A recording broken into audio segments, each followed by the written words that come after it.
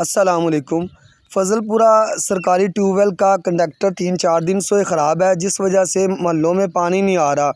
جب آپریٹروں کو کہا جاتا ہے تو وہ کہتے ہیں جی بھائی کنڈکٹر نہیں صحیح ہو رہے۔ گجر محلہ سے آ رہا ہے، ہمارے یہاں پانی کا ایشو آ رہا ہے بہت زیادہ، روز ہمیں پانی نہیں ملتا۔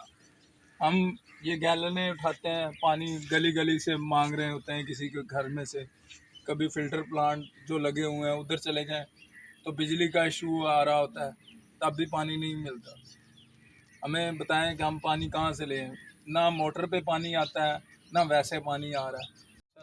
عوام نہایت ہی پریشان ہے۔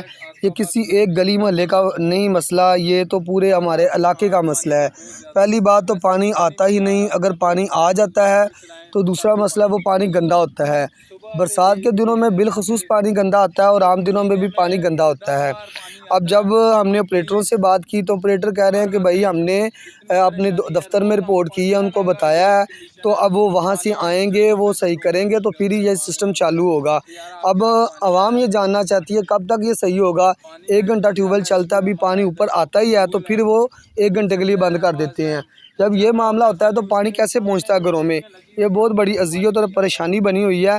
ہم ریکویسٹ کرتے ہیں متعلقہ ادارے سے کہ وہ اس چیز کا نوٹس لے اور عوام کو پانی پہنچائے، بڑی مہربانی۔ ہمیں بتائیں کہ ہم پانی کدھر سے لیں۔